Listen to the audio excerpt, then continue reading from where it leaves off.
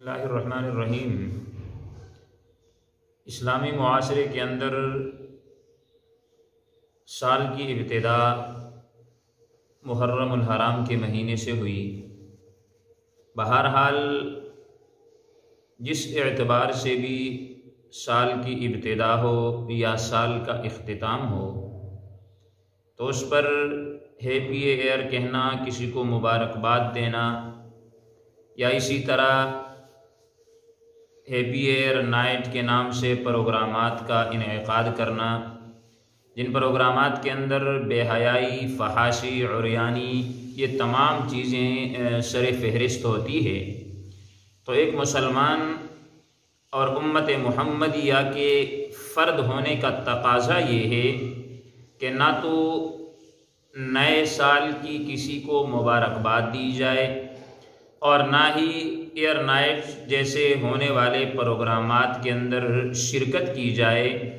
یہ دونوں اعمال جو ہیں یہ قابل مذمت اور قابل گناہ ہیں، اس لیے کہ اسلامی سال کی ابتدا یا کسی دن پر کسی کو اس حوالے سے مبارکباد دینا یہ ممنوع ہے، اور اس پر حضرت عمر رضی اللہ تعالی عنہ کا وہ فرمان جو ہے نا مہر تصدیق ثبت کرتا ہے کہ جس میں حضرت عمر رضی اللہ تعالی عنہ نے یہودیوں سے کہا کہ مسلمان اگر کسی دن جشن مناتے یا خوش ہوتے یا اسی طرح کا کوئی پروگرام کرتے یا دوسروں کو مبارکباد دیتے تو اس کے لیے سب سے بہترین دن جو ہے وہ دن ہے جس دن اللہ تعالی نے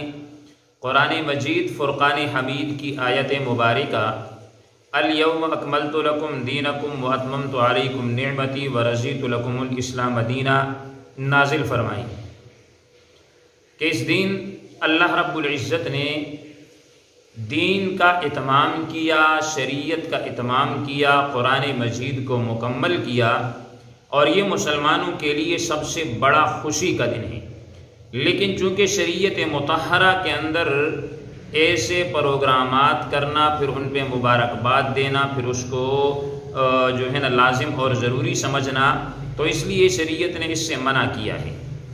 تو ہیپی نیو ایئر کہنا یعنی نئے سال کی مبارکباد دینا یا قبول کر کے اس کا جواب دینا شرعی اعتبار سے یہ درست نہیں ہے، اس سے بچنا جو ہے وہ لازم اور ضروری ہے۔ البتہ ایک بات آپ حضرات سے عرض کرتا چلوں کہ نیا سال داخل ہو تو انسان کو کیا کرنا چاہیے۔ میری ایک ادنا سی رائے کے مطابق اپنے گزشتہ سال پہ غور و فکر کرنا چاہیے۔ اگر انسان نے اس سال کے اندر نیکیاں زیادہ کی ہیں، گناہ کم کیے ہیں، تو اس پر اللہ کا شکر ادا کرنا چاہیے اور اپنے گناہوں پر معافی مانگنی چاہیے۔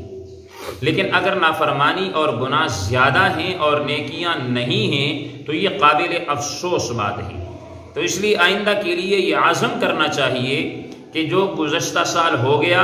اس کے اندر میری نمازوں میں سستیاں تھیں، قرآن کی تلاوت میں سستیاں تھیں، لوگوں کے حقوق مارا کرتا تھا،